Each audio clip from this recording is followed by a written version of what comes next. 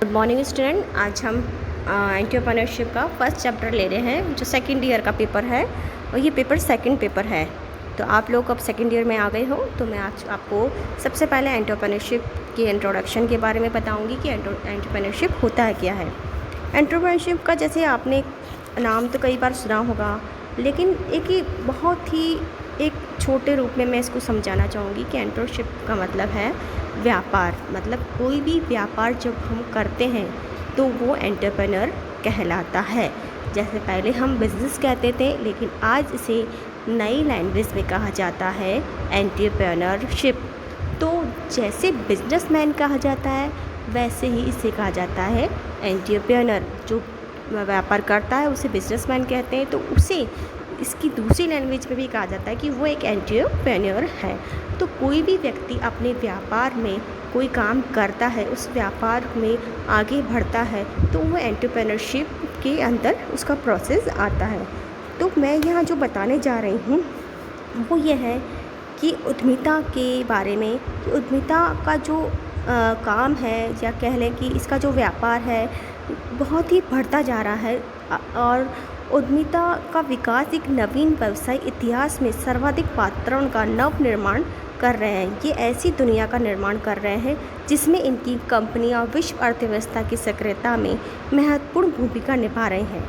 इसके व्यवसाय में उत्साह से नवाचारी उत्पादक सेवाएं प्रस्तुत करते हैं, तकनीकी सीमाओं को दूर कर दिया जाता है, नए रोजगार का सर्जन किया जाता है, विदेशी बाजार खोले जाते हैं तथा इस प्रक्रिया में उन्हें अपने संस्थापकों को वह सब कुछ करने का अवसर दिया जाता है जिससे करने में सर्वाधिक आनंद अनुभव करते हैं।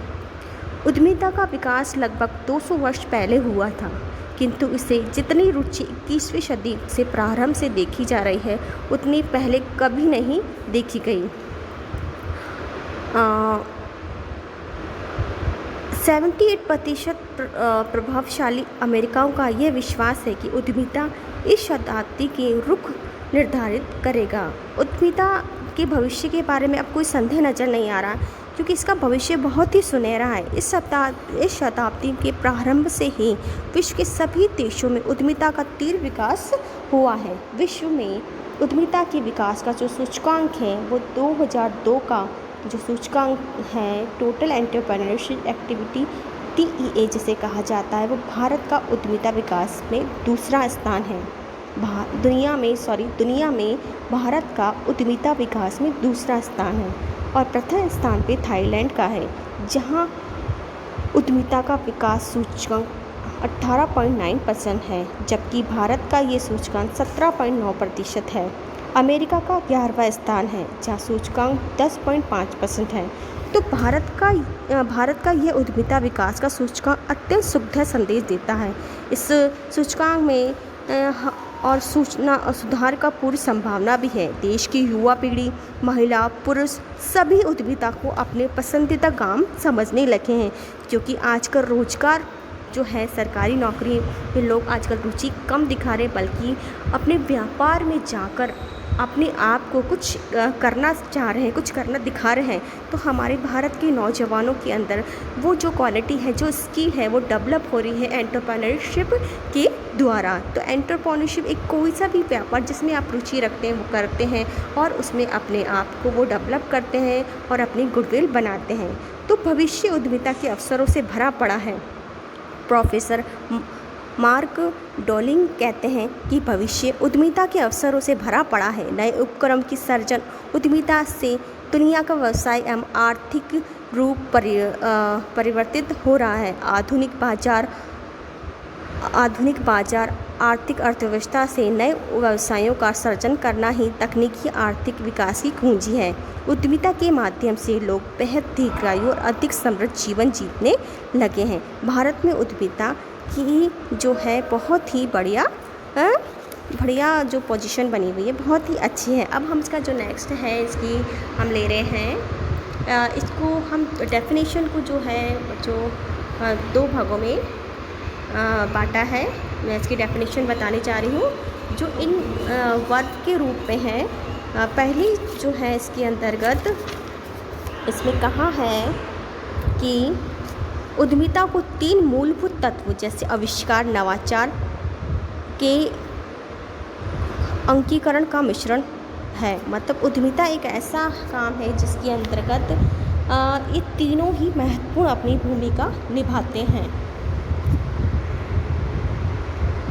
ये तीनों ही अपनी महत्वपूर्ण भूमिका निभाते हैं। तो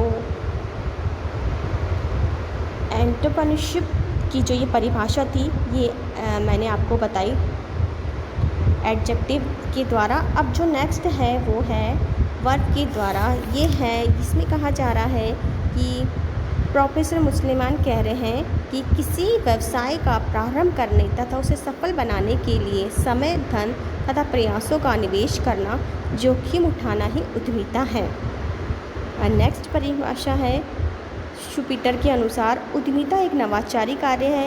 ये स्वामित्व की अपेक्षा नेतृत्व का कार्य है। तो ये सारी परिभाषा हमको यह बता रही है कि उद्यमिता एक ऐसा कार्य है जो इनोवेशन करता है, आविष्कार करता है, नवाचार करता है और नेतृत्व प्रदान करता है। तो अगर किसी व्यवसाय में इनोवेशन नहीं है, आविष्कार नहीं है, कुछ करने की शक्ति नहीं है, कुछ नया लाने की शक्ति है, तो वो एंटरप्रेन्योरशिप में नहीं आता। एंटरप्रेन्योरशिप का सबसे सरल मीनिंग ये है कि ऐसा व्यापार जो अपने व्यापार को बढ़ाने के लिए समाज में कुछ नया लेकर आ रहा है, कुछ अलग कर रहा है, कोई क्रिएटिविटी कर रहा है, इनोवेशन कर रहा है, तो वो इनोवेशन में आता है और एक लीडरशिप लाकर खड़ी करता है। अब जैसे जैसे हम अपने इंडिया में देख रहे हैं कि कितने बड़े बड़े बिजनेसमैन हैं, रिलायंस से टाटा बिरला, इस सब चीज़ें इतनी बड़ी बड़ी इंडस्ट्री है जो हमें बहुत कुछ दे रही है, नई टेक्नोलॉजी दे रही है। मतलब एडवांस में जो कुछ आने वाला है हमें पहले ही पता लग रहा है कि 4G 5G क्या क्या आ रहा है। मतलब नेट की सुविधा कितनी स्पीड से बढ़ रही है। तो एक तरह से इनोवेशन कितना अच्छी तरह से हो रहा है, ये कंपनियां ही कंपनी के अंदर जो काम हो रहा है वो इसी तरह से होता है। तो इनोवेशन अपने आप में बहुत ही इम्पॉर्टेंट रोल निभाता है। तो एंटरप्रेन्योरशिप का मतलब यही है। अब इसका मैं निष्कर्ष के रूप में ये कहना चाहूँगी कि उद्यमिता वह प्रक्रिया है जिसके अंतर्गत कोई भी व्यक्ति या व्यक्तियों का समूह जोखिमपूर्ण दशाओं में अवसरों की खोज कर सृजनात्मक नवाचार करता है तथा नए संगठन की स्थापना एवं संचालन करने, किसी नवीन उत्पाद या सेवाओं को प्रस्तुत करने को जोखिम उठाता है। अधिक व्यवसाय रूप में यह कहा जा सकता है कि उद्यमिता वह प्रक्रिया है जिसमें कोई सृजनात्मक, कल्पना शक्ति, महत्वाकांक्षी एवं जोखिम प्रेमी व्यक्ति या व्यक्तियों का समूह अपने पात्रों में उपलब्ध अवसरों की खोज करता है, फिर उन अवसरों का विश्लेषण द्वारा कुछ नवाचार करता है तथा नवाचार के करने हेतु आवश्यक संसाधनों को प्राप्त कर किसी संगठन का निर्माण संचालन करता है ताकि समाज की अपेक्षाओं और आवश्यकताओं को संतुष्ट कर लाभ अर्जित किया जा सकता है।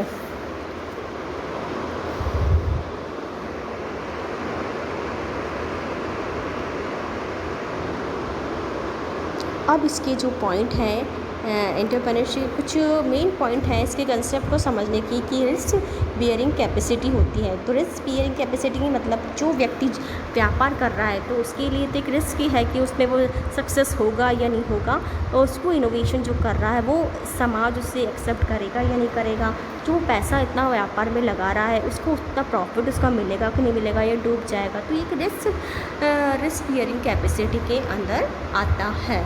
एंड दूसरा पॉइंट है function of coordinator productivity resources. तो ये मतलब ऐसा फंक्शन है जहाँ प्रोडक्टिविटी रिसोर्सेज का काम होता है। तीसरा पॉइंट है मैनेजरियल स्किल। मैनेजरियल स्किल का मतलब है आपके अंदर ऐसा फीचर होना चाहिए जो आप अच्छे तरह से प्रबंध कर सकें, अच्छी सारी चीज़ों को मैनेज आराम से करें। जब तो मैनेजरियल स्किल मैनेजमेंट आपने फर्स्ट ईयर में पढ़ा है तो मैनेजरियल स्किल्स के बच्चों आप बहुत ही अच्छे से समझते होंगे कि मैनेजरियल स्किल क्या होती है।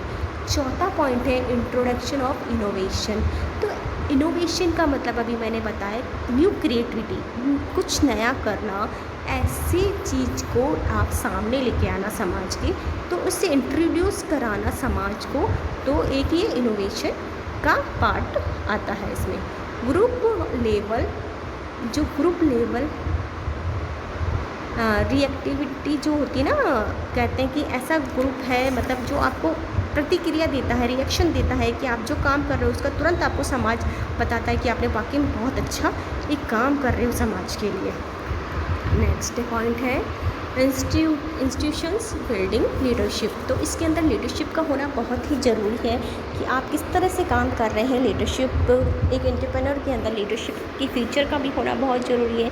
अगर उसे लीडरशिप करना नहीं आएगा तो लोग उसे वो काम कैसे कराएगा, अपने ऑर्गेनाइजेशन को कोऑर्डिनेशन कैसे बैठाएगा। तो एक लीडरशिप का होना एंटरप्रेन्योर के अंदर बहुत ही ज़रूरी है। एबिलिटी ऑफ हाई अचीवमेंट, मतलब ऐसी योग्यता होनी चाहिए, ऐसी एबिलिटी होनी चाहिए कि वो हमेशा ऊंचा सोचे, कुछ अच्छा करना अच्छी अचीवमेंट लेना चाहता हो, कुछ अच्छा करना चाहता हो तो उस अचीवमेंट के बारे में हमेशा सोचता हो, हमेशा कि मुझे कुछ हाई अचीवमेंट करना है, समाज के लिए कुछ करना है, कुछ अच्छा लाना है, तो एक हाई अचीवमेंट पे आ जाता है। और नेक्स्ट इसका है कंपोजिटिव स्किल। तो ये भी एक तरह का स्किल है, आप किस तरह से काम करते हैं, किस तरह से बताते हैं समाज को, किस तरह से मतलब समाज को एक नई चेन देते हैं, नई क्रिएटिविटी देते हैं, इनोवेशन देते हैं, किस तरह से अचीवमेंट लेते हैं। तो एक कंपोज स्किल, सारी स्किल जिसके अंदर आती है कि innovation, leadership, managing, achievement, high achievement, सारी चीज़ें जो कंपोज हो जाती है, सब जगह स्किल सबके मिल जाती है, तो वो इस तरह से इस स्किल में आती है। तो बच्चों आज मैंने आपको फर्स्ट चैप्टर के बारे में बस थोड़ा सा इंट्रोडक्शन बताया है कि क्या होता है ये एंटरप्रेन्योरशिप क्या होता है, इसकी मैंने आपको डेफिनेशन बताई, मीनिंग बताई और इसके कुछ पॉइंट्स मैंने आपको बताए। तो ये फर्स्ट चैप्टर आपका ये कवर कर रहा है जो मैंने आपको उसमें समझाया। अब इसी फर्स्ट चैप्टर के बारे में मैं नेक्स्ट लेक्चर में भी आपसे डिस्कस करूँगी। आज के लिए इतना ही। धन्यवाद बच्चों, अच्छे से पढ़िएगा।